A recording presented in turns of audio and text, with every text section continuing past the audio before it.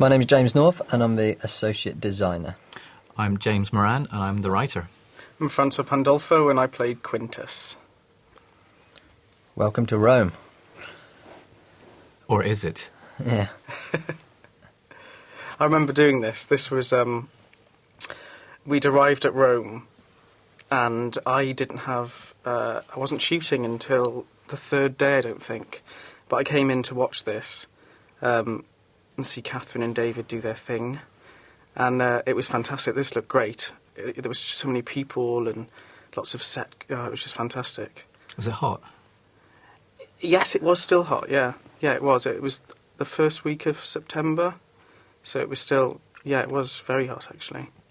I arrived in about 5 days, I think it was, before we started filming, and we had a Italian crew working out there with us, with set decorators and stuff, and we used a lot of the props and the dressing which the guys out there had already sourced for us from various places. So I went across as the art department, really, and I met up then with a team of fantastic guys working out there. So they'd already, by the time I got there, they'd already pulled a lot of his stuff out of the stores and they'd started to dress. And then we just tweaked it and everything for when the rest of the crew and cast arrived. So are all the extras Italian as well? They are, aren't they? Yeah, all the extras are Italian, yeah. And it really helps, actually, doesn't it? It gives it that authentic feel. Yeah. Because they all look very Mediterranean. I arrived in... I didn't get to go. We weren't there for long, though. I mean, as you watch it, there's a lot more stuff outside in Pompeii than you remember. We weren't filming there for very long at all. That was the thing. I knew right up front that we just had 2 days to film there. So I thought I could kick up a fuss and insist on going over and get in the way and step on a cable and stand in front of the camera and lose a great shot and destroy the whole show. So I decided not to bother. I'm saying that like I had a choice. It's such a privilege being able to walk onto such an amazing, realistic set in Cinecittà Studios in Rome. Yeah, it looks. I mean, when I first walked onto the set, there's all these amazing buildings, and it just looks like a whole city, doesn't it? It's being pre-made. It's Until you fantastic. walk around the back, and then you find that it's just a load of flattage with a big scaffolding structure behind it. Yeah. So, how much stuff did you actually take out there? Well, most of it dressing really, and all the props were sourced out there. But we obviously had to take the TARDIS, and we took a couple of key things, some of those signs that you see. But it all came over in one truck full of a TARDIS and all the camera equipment and sound equipment and cables and artist chairs and all the costumes and stuff. So yeah, Bob and Monk, who are our drivers, they brought a little bit of Wales out to us, which was a relief. The producers and some of the heads of department went out there for a couple of recce's prior to that, so they'd worked out very definite ideas of exactly where they wanted to film. And there was a dream come true, my name on the credits of Doctor Who. Ever since I was a kid, I've been desperate to have that. Strange watching it, I suppose, is it, after having I'm going to go home now. It's really bizarre. Yeah, because it changes, everything changes once you've written it. But it's such a big production that you kind of put it on the page and it's just so much bigger and crazier than you can have imagined. And you must work so intensely writing something, and then you have to hand it over to us. It's like giving away a precious item, I suppose, isn't it? And hoping that we'll do it justice on the screen. Oh, not in this case. In this case, it was, please just let me not make a mess of it, because I've been a fan of the show since I was a kid, and I don't disappoint my 10-year-old self. And the new version's been doing really well for 3 seasons, and I don't want to be the one to muck it up. Well, you certainly didn't do that. Thank you. Here's a £5. Yeah. Pay me later. But it's quite terrifying because I thought it'd be really easy. I sat down and I thought, I've been watching Doctor Who since I was a kid. I'm a fan of the new show. Everybody says it's the hardest show to write for, but not for me. This will be a piece of cake. I'll sit down, knock it off in 5 minutes, go down the pub. And I sat down, it was a Monday, I sat down for about 6 hours with sort of just the first page, and I just had a bit of a panic because, as a little reference to City of Death there, when they leave the TARDIS parked in an art gallery, and John Cleese and Eleanor Bron, I think, are discussing it as if it's a piece of modern art. And I just kind of panicked because I just thought, that's not how the Doctor talks. The Doctor is a real person, and he wouldn't say that. He wouldn't say that because I've just made that up. I would say that. So I kind of went into a bit of a meltdown. Confidence, and I suppose once you started getting rolling, it was... There you are, Francois. Well, hey. Yeah, there's me. A lovely little outfit you're wearing. Yeah. I'll tell you what, there's an interesting story behind that outfit. Won't go into it in too much detail, but it took on many forms. The length of the toga took on many forms anyway. It's it was very quite short. revealing, isn't it? It is quite revealing. Well, they actually had to make me period underwear because it was so short that when there's scenes later on where we jump through windows and if I didn't have the period underwear on, you would see my normal underwear. It would be a post-watershed show. Yeah. So you didn't go kilt style, then? Just in case. No, kilt is too long compared to what I've got on. Oh, that little joke is courtesy of my friend Emmett, who he calls it the hangover song. If you've got a hangover and he gets wind of it, he says, "Oh, have you got a hangover? I know a song about hangovers," and then goes, "La, la, la, la," as loud as he possibly can, because he's evil. It's like that, I know a song that'll get on your nerves, get on your nerves, get on your... Do you know, I must say, the set of the home of their house was just fantastic. It's one big open space, but it had lots of separate kind of side areas that gave it so much dynamic. Yeah, and once you're in, you can't see out of it, so it just feels like you're in a real villa. Yeah, completely. It's crazy. Completely. That's what does it, I suppose, isn't it? And because of the grille work in the roof, which Edward, the production designer, insisted upon, he wanted to give it that open feel, like you were almost in a garden courtyard, really. Yeah. And it makes it feel real. Yeah, you can see outside, and there's a little bit of trickery with various plants and things outside of windows to just make you feel like you are in this villa perched on the side of the hillside. That was the other kind of, not limitation, but kind of one of the guidelines I had. I knew that they said we've got 2 days of shooting on the Rome sets, and we need X amount of pages to be all in this villa, so that we can kind of balance things out, so that it doesn't cost 20 million quid. So it was kind of it was kind of restrictive, but in a good way. So that's another section there of the Rome set, around the dye baths. Oh yeah, yeah. Which is a great splash of colour, and I think when they shot it with Rome, all of this set really was kept quite stylised and quite numb in colours, and in classic Doctor Who way, we've thrown every single colour into the palette that we possibly can to try and make it all feel alive. And it looks very vibrant, doesn't it? Yeah. It's great.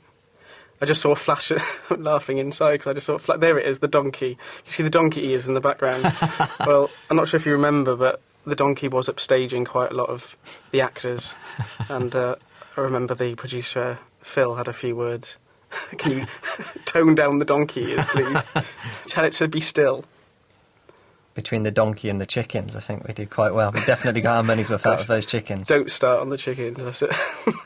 They're quite vocal, the chickens, aren't they? They are quite vocal. Just a bit. There was only about 10 of them as well, and I'm sure if you count them, you can count about 50. We definitely moved them around enough to get our money's worth. They were great. I know there's a scene later with one of the chickens that when me and the Doctor are running down the lane, being followed by the big monster, and I leapt over one of the chickens in a kind of acrobatic fashion. This is interesting. This location is a location that we've shot in twice previously on Doctor Who. If anyone can recognise it, they deserve a medal. Oh, really? Yeah. Well, I don't. It's the Temple of Peace in Cardiff, which is part of Cardiff University buildings. What was it used for before? And prior to this is the very same room where the face of Bo said his final words. Really? Oh. And it's also where all the different aliens in Series 1 all came on Satellite 5. Oh, okay.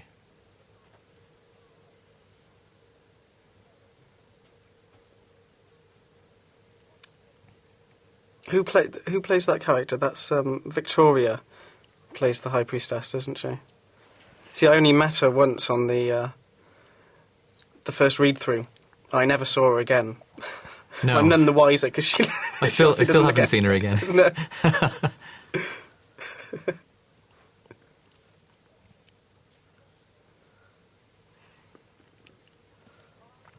This is my favourite joke. Yeah. I didn't think I was going to get away with it. It's very, very silly. It's brilliant. I just thought he's kind of pressed for a name, and the first kind of Romanish kind of name he thinks of is that. And she can't think of anything, so she just copies him and tries to make a joke, but nobody gets it. It so fits in with her character as well, yet. doesn't it? To kind of go, yeah, me too. Yeah, I just think it's genius.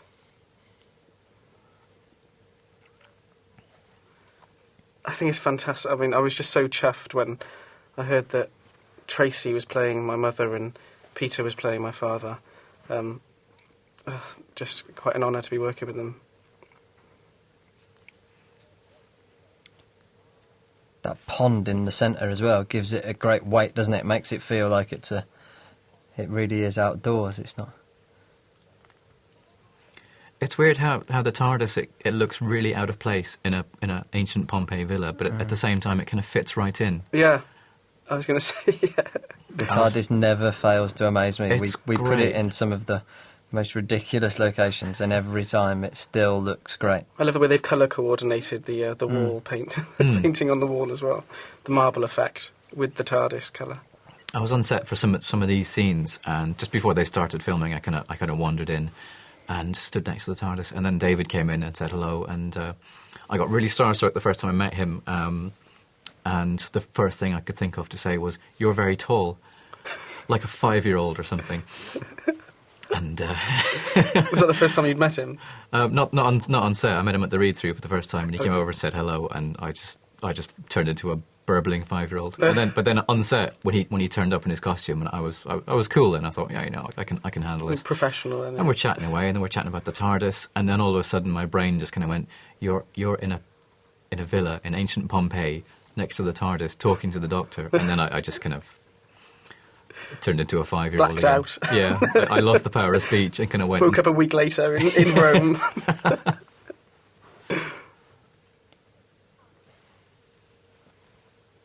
It really is a huge thing for so many people, isn't it? Being able to stand next to a TARDIS, and it's an opportunity that not many people get. It's weird because it just feels real. And I know, and you walk in from the outside and you see it's just like bits of cardboard and planks of wood. But then when you walk in, it looks completely real from the inside. And then the Doctor walks in his suit. I just found it amazing how with Tracy's experience in the industry, she was freaking out because she was in the same room as the TARDIS. She was over the moon. She just kept saying, "I'm in the same room as the TARDIS." She's great. It's legendary, isn't it? Speaking of legendary, Phil Davis, Peter Capaldi. Yeah, it's a fair old cast, actually, isn't it? Throughout this new series now, I know. I was some completely great names. starstruck. I'll be honest, I was quite nervous because it was probably my first biggest job, I would class it as, and when I saw the cast list, I thought, how am I going to keep myself together? All these people. Do you remember Francesca, who plays Evelina, was very ill that day? Yes. Didn't she? Yeah, she was very ill. She got kind of a 24-hour food poisoning thing or something. Yeah, some kind of bug. Yeah. But she stuck it out. She stayed on set, and there was a bucket provided for her, yeah. and she wouldn't leave. I was wondering how much you were going to say there. I do remember her running off at one point and then coming back. I probably shouldn't have said that. Sorry, Francesca. She'll love it. It was bizarre because I've met her before. She helped us out with a workshop on Severance, and I turned up for the read through, and she stepped out of her car, and I was like, oh, she really looks like. And then she came over and said, "Oh, hello," and I was like, "Oh, it is." You know, when you're not expecting to see someone, and for a second you don't kind of recognise them because they shouldn't be there. Out of context. Now, here's a good question. Please explain to me the pieces of those green blocks. The marble slabs. Yes. They're... Because they confused me. He has been told, along with several other people in the city, to design this marble block, which is going to... When they get all the pieces together, it will form a circuit to form an energy converter for their old escape pod, which they will then use to convert all of the energy in some magical science fiction way to turn the planet into a new Pyrovile, so they can basically boil all the seas and turn it into a massive volcanic fiery mess, so they can live. I should have probably known that, shouldn't I? As a writer, is it strange when you give us the script and then between the art department, I suppose, between Edward, the production designer, and the chief concept artist, Peter McKinstry, how we come up with the concept and that prop, which then we make, obviously, you don't see any of that process. Was that how you imagined it being? Is that similar to what you'd envisaged in your head, or? Kind of, yeah. I mean, it was. I think it was going to be just one big thing, and then it became sort of several pieces to kind of disguise what it was. But yeah, the idea was that it was like a circuit board, but carved out of marble, out of stone. They weren't light, I remember that. Really? Yeah, because I had to hold one for the doctor. What are they made of? Point. They're made out of them. They're actually made out of MDF, and they've got a laser cut in them. We use a lot of laser cutting technology now in order to produce some of these intricate designs that we do. Again, those manhole covers are, for want of a better word, the fretwork is all laser cut in steel. Oh, so nice. I'm sure those noises have been added slightly, but they are actually steel sheets.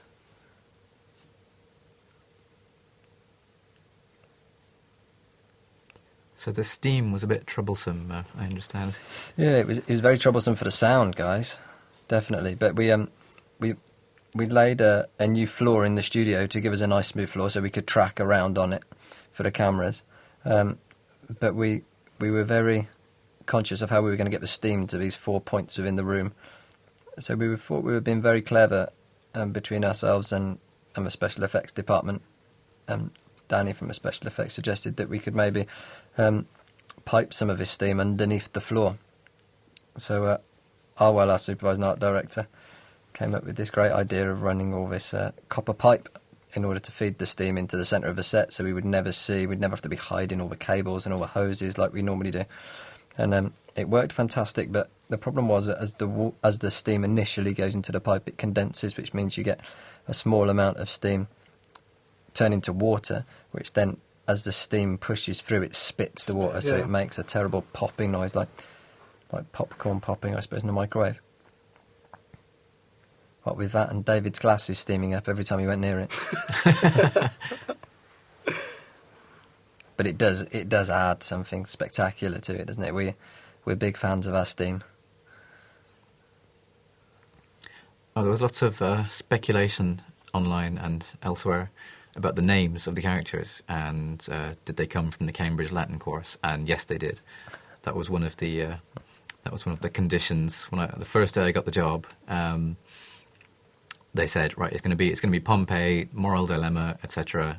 Day of the eruption.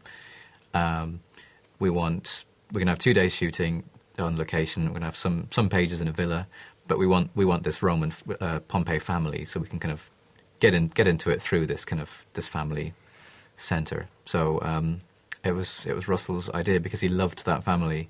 I didn't actually do the Cambridge Latin course. I did Latin in Ireland, where we did the poetry of Ovid, which is very, very dull and miserable, and everyone gets killed. But he just loved these this family that was in this Latin book, because it just kind of gave you a little insight into their family life and explain what they did, and so it's a tribute to them, and they were real people. These other little areas of the villa are all redresses of that main room. We only actually built that one main room, and then we divided it up with this great use of light fabrics and screens like the one that you can see there. So we created these other rooms within the large one. Yeah, that's what I was saying earlier, how fantastic it was that it made the space so dynamic as well.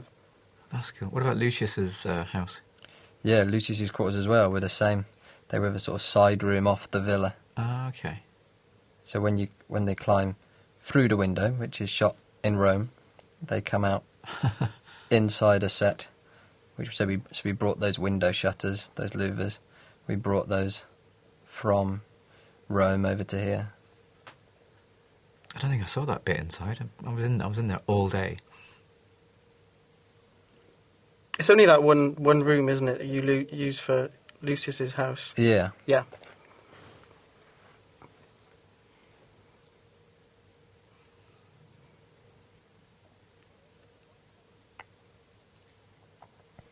It's a great concept, isn't it? Putting these strange eyes on the back of their hands in order to connect. They're really creepy. Originally, we were going to have they were going to have these sort of life-size household god statues, and they would have candles in front of them, and the candle flames would then sort of crawl up the statues and envelop the faces, and there'd be like a moving fire face.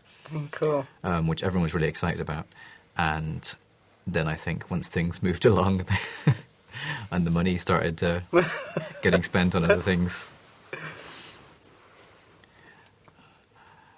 painted on eyes were a bit cheaper, and it looks a lot creepier. It just looks really weird. Mm. You get the idea of the kind of the witches in Macbeth, don't you, with these three? A little bit Sisterhood of Karn as well, for the classic viewers. They were heavy, weren't they? Yeah. That's not him acting going...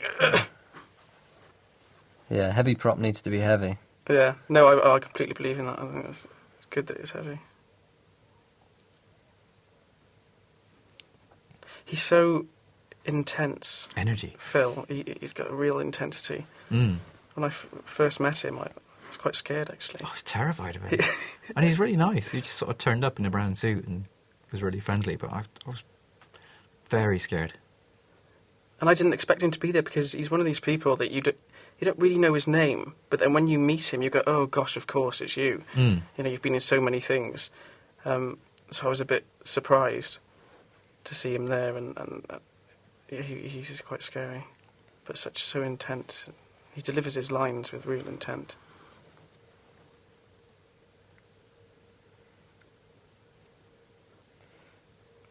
Oh, the snap. Nasty.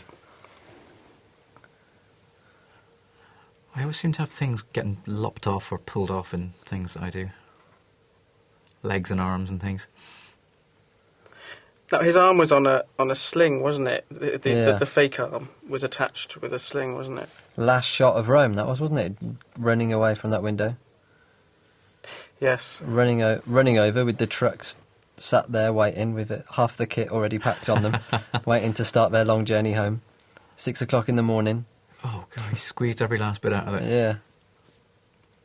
It looks great. It looks like you were there for a long time.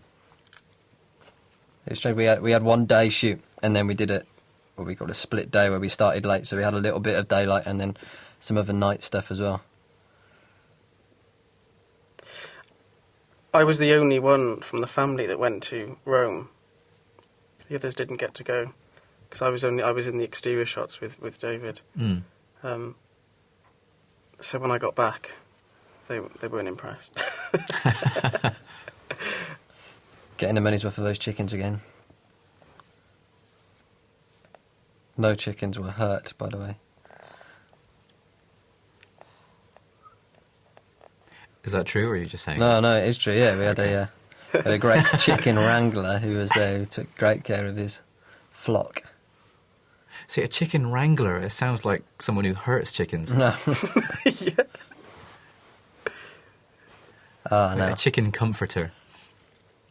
No, this is a CGI shot and a half. Oh, this is great. I was on set for this, and there was just nothing. They were looking at nothing. It was really funny. Yeah. Look at It's a that. funny thing to do, to look at nothing and imagine this big scary thing.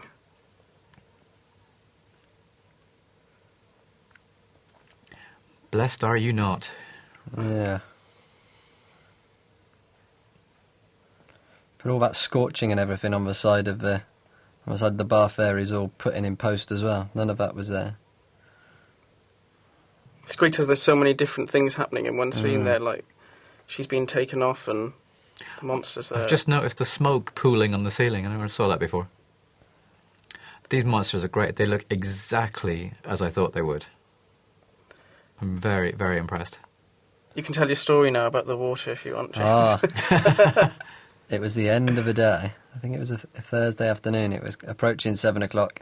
I popped down to set from my office to check everything was all right on set, and they were frantically trying to get this last shot in before the end of the day, where Francois had to fill up a bucket of water and pretend to throw it towards the Pyrovile. And as the last shot of the day, and so much pace and energy, and the water left the bucket, and there was a group of sparks stood behind the camera who dived for cover as this bucket of water fled past camera. Because they're all wired up to about 8 million volts, aren't they? So Yeah, so... you could have been a mass murderer. Yeah. Shouldn't be laughing, really. It's terrible.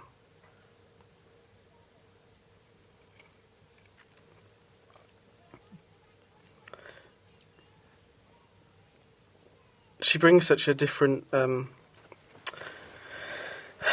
character, doesn't she? Like, compared to the last girls.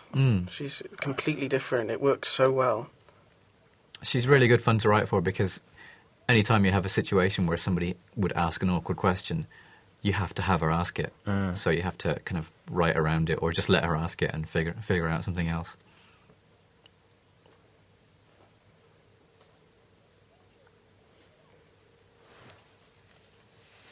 The magic of a sonic screwdriver.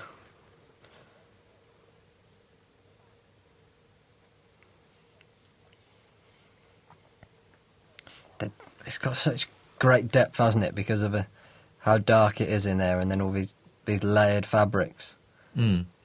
Feels like it feels like a cavern almost, doesn't it? It's a cave.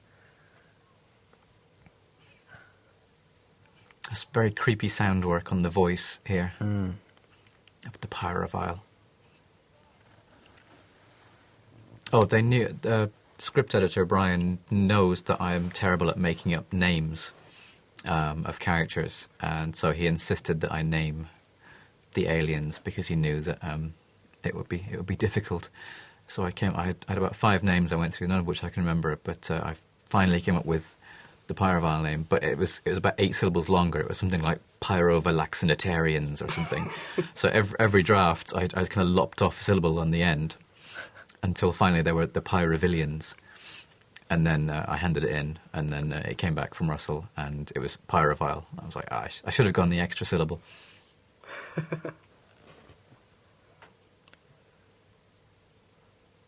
Another great prosthetic job from Millennium Effects. It's quite disgusting, isn't it? Yeah. It's vile, yeah.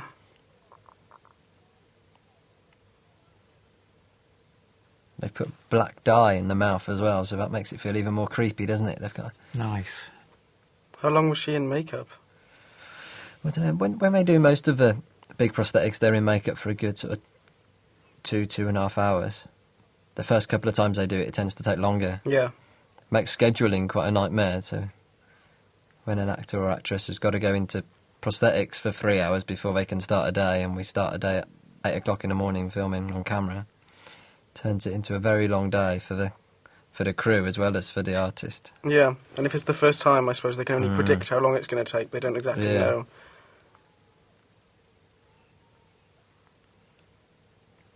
Here we go.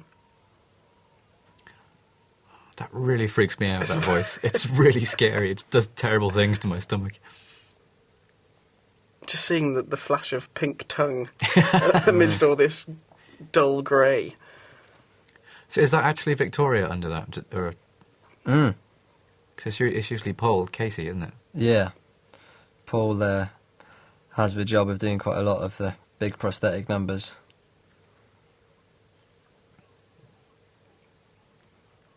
It must be horrible being stuck inside of a prosthetic. It really must be. I don't think I could handle it. I don't like wearing hats. I suppose it would feel very claustrophobic, wouldn't it? You sweating underneath it as well. It's quite funny when we have a lot of people like that, and when we have oods and things in, and you see them at lunchtime and they're all drinking milkshakes and stuff through straws because they can't eat proper dinner, and I love that it's a water pistol, and I love that it's a stupid yellow one. Yeah. The office was full of water pistols. I think every option was put on the table. I was talking to somebody from the mill, and they said they offered the chance of sort of CGI extending the water jet so that it, in the bit upcoming when the massive rock monster appears, of extending the water stream so that it reached the monster. But Russell thought it was funnier if it's just a pathetic little squirt, which it is. Well, every child across the nation, as of now, will be hunting high and low for yellow water pistols. It would be disappointing when you get your yellow water pistol home and it only fires 3 feet. Mm. So they jump down that grate there, and they end up in a cave network, which we've shot in a few times before. But again, that added extra of the fire from the effects guys, and some harsh red light and some smoke, and it feels like the centre of a volcano.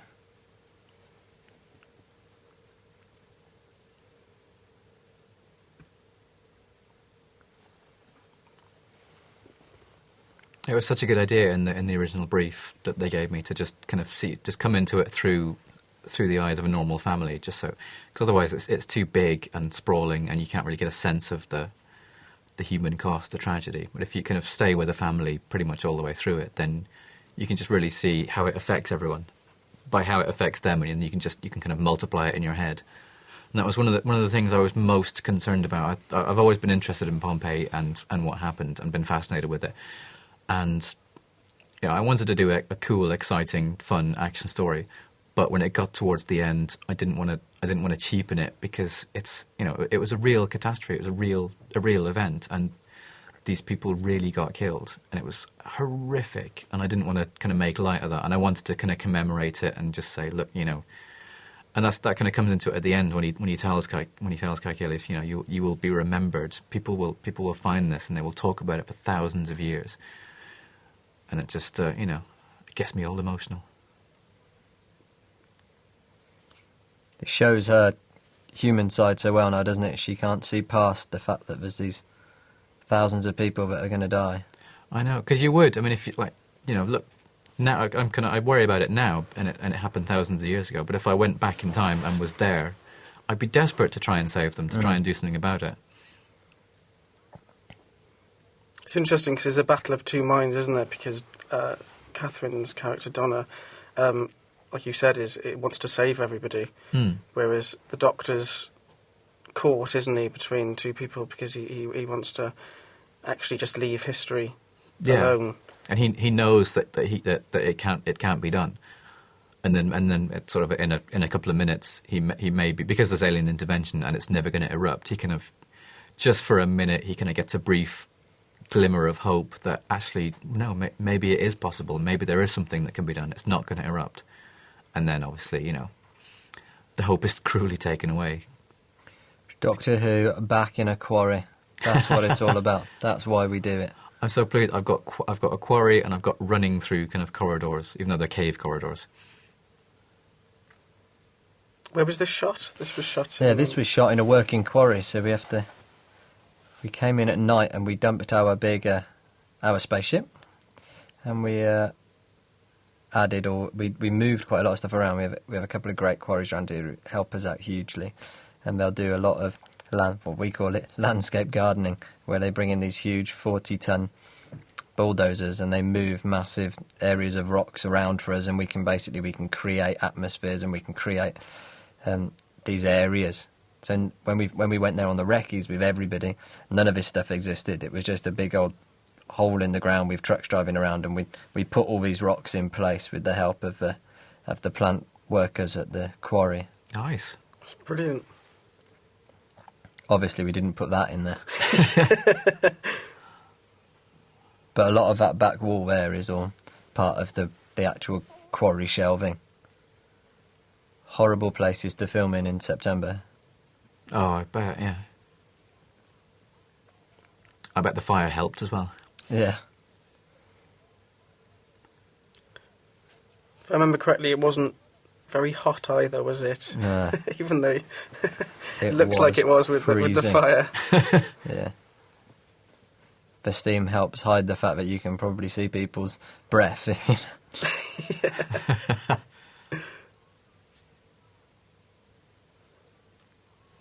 Now this was always in it. It was always going to be a big kind of moral dilemma of what to do, and the fact that in order for everyone to be saved, the eruption has to happen, and that's why it can't be changed. It can't be fixed. So to save the world, Pompeii has to be destroyed, which is very, very cruel. And then as we were outlining it, we thought it'd be great if there was a moment where he kind of rewires everything, and then there's a big lever or a button that he has to push, and then he realizes that he has to do it, and it's a really horrible moment, but that he can't do it, and if she wasn't there with him, maybe he wouldn't have been able to do it. And it's the kind of the moment where she accepts that he's right and realizes the truth, and that he needs her to kind of give him an extra little push and help push the lever down. It's a great little spaceship concept, really, isn't it, to have these tiny little capsule live. It's lovely, isn't it? I bet it was great fun to film in as well. Yeah. There was a series of traps and removable sections, but you still can't get away from the fact that you've got to have the outside of a spaceship and the inside of the spaceship in the same thing. So it was always going to be a nightmare, especially when high-abbing it onto flatbed trucks and following it down the A470 from the studios down to a quarry at 40 mile an hour was quite a strange concept. Oh, this was one of the things that was in the original brief as well. They said we want Pompeii, moral dilemma, Roman family, some sort of fire creatures living inside the volcano. You can do what you want. They can be good or evil, don't care. And we want a bit where they're inside a ship in the volcano and it gets popped out at the top of the volcano like a champagne cork. Off you go. You can figure out how to do that. Big lever moment. And that creates the start of the volcanic eruption. Yeah, they reverse what the Pyrovile have done. Right. And the volcano erupts. It was never going to erupt, but then they were going to destroy the Earth. Yeah. So they've undone it, set off the volcano, and poor old Pompeii gets buried. If I remember correctly, it all suddenly gets very sad now, doesn't it? I know. Quite serious. It kind of chokes me up. Every time I got to the point in the script as well, I would just start getting upset, and that is just fantastic. I love that. Wow.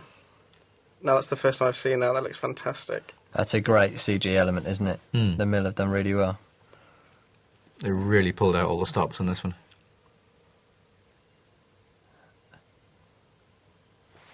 So I'm just watching this in awe now because it's the first time I've seen it.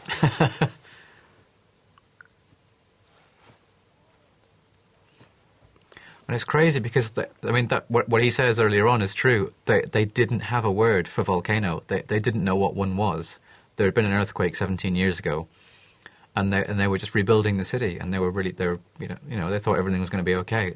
They had no idea what a volcano was. Until it was too late. So they must have just thought the world was ending. Yeah. And it literally turned day into night for them. I mean, what must you have thought? I mean, it's not that far from home at the moment, is it? I mean, there's still places that have volcanoes erupting. I mean, it's not as extreme as this in its casualties, but it still happens, doesn't it? I know. That's what I don't understand. Is that some people, obviously, you can't just up and go wherever you want, whenever you want. But people who do live next to volcanoes, I wouldn't be anywhere near one. Maybe the rent's cheap.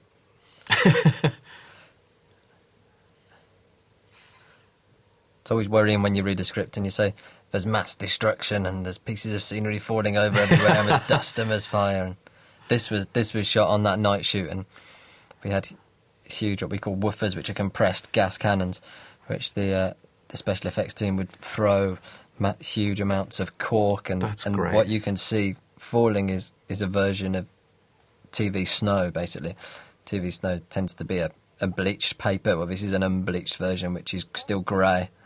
So basically, we were making it snow there. This is fun. This is the one thing I thought that you probably wouldn't be able to do or have time to do on the actual sets outside, because it's a really big number. Well, And luckily we shot it last, so we didn't have to clear it up. Oh, great. While we were waiting. Do a runner. Yeah.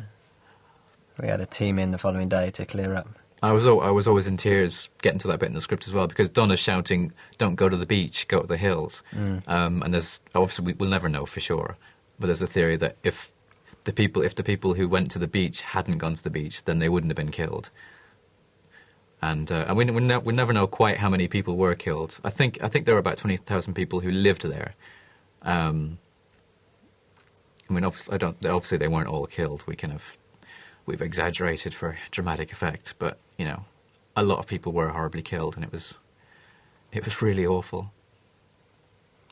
It was. I remember doing this because there was lots of dust, and I'm not sure it was. Obviously, it wasn't real dust, but it did hurt our eyes. And Colin, the director, was saying, "Make sure you keep your eyes open, keep them wide open."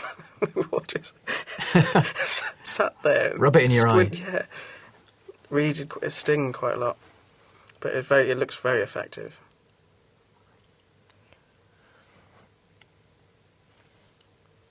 TARDIS still looks good. Mm.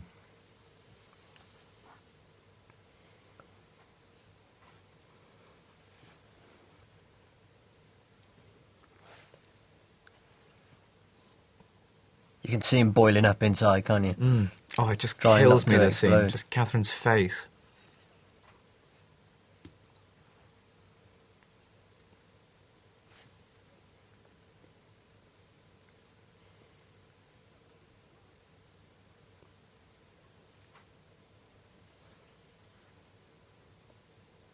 You do kind of watch it and think, well, how can they not do more?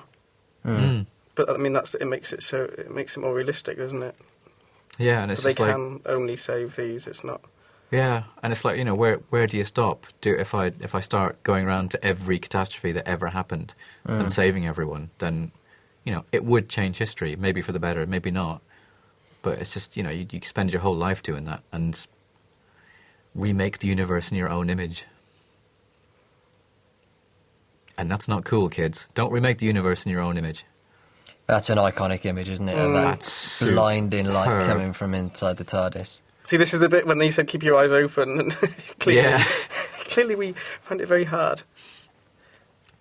It's great. It felt great when he came out of the light there, because it was quite dark. And then this light just suddenly appeared, and That was always the intention as well, talking to Colin about it. It was like they're kind of sitting there in the darkness, the TARDIS appears, and it must have looked really bright to them, and it's just kind of it's strange. There's this kind of dark box, and there's this creepy light coming from inside.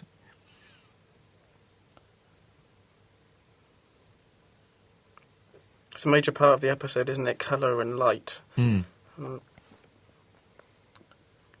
So this is As well as the acting, of course. Yeah, especially the son. I forget who plays him. TARDIS on the top of a hill overlooking a city. Isn't that great?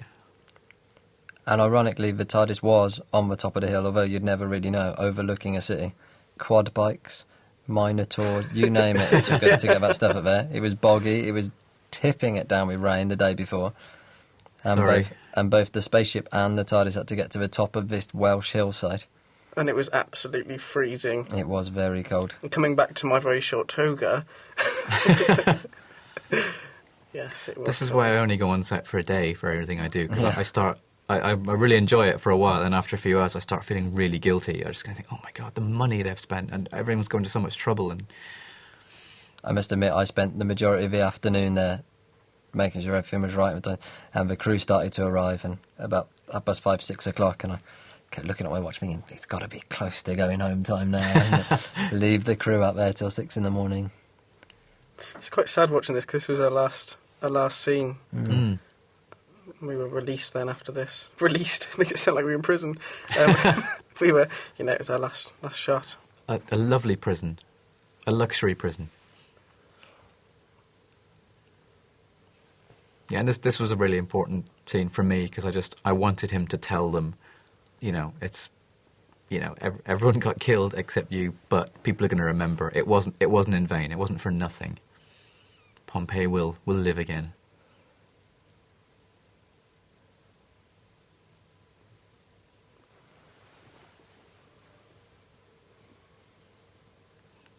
And hopefully, kids watching who might not have heard of Pompeii will hopefully go and find out about it and read about it, and it will genuinely live forever. It's one of those things. If it hadn't been destroyed, it might have been completely forgotten, which is a really weird thing to say. Has either of you ever seen the statues of Pompeii? Not in real life, no. I've seen lots of pictures of them. That's what they call them, isn't it? The statues of Pompeii. Yeah. They say the people actually froze, didn't they? There's certain statues that were actually people. Is that true? Yeah, they were killed and buried, and then as the years went by, the ash kind of solidified into rock, and then the people just kind of obviously rotted away into nothing, and they poured plaster of Paris into holes to kind of fill the space they left to see how they died. We should be ending on a more cheerful note than that, though. Here it is. Here is that cheerful note. The Achilles family, nice and happy, and in a new villa. Yeah. Which is just a similar shape to the old. Which is not actually a new villa. But it was a full repaint, and all the frescoes on the walls and that were all changed, and really? The colours and everything were changed. We had downsized though, hadn't we? Yeah, we downsized slightly, yes. Oh, the household gods thing. I don't know if you can see it on the telly, but it is actually on there. We were all looking up to try and find out what the Latin equivalent of police box was to write across the top of it, and it's Praesidium Arca, which I think it's kind of guard box or something like that. Hooray! I thought that was fantastic, the two figures there. It's a great episode, isn't it? That's brilliant. Oh, blimey. I like it. It'll go down in history. No pun intended. It's my favourite ever episode of Doctor Who that I've written.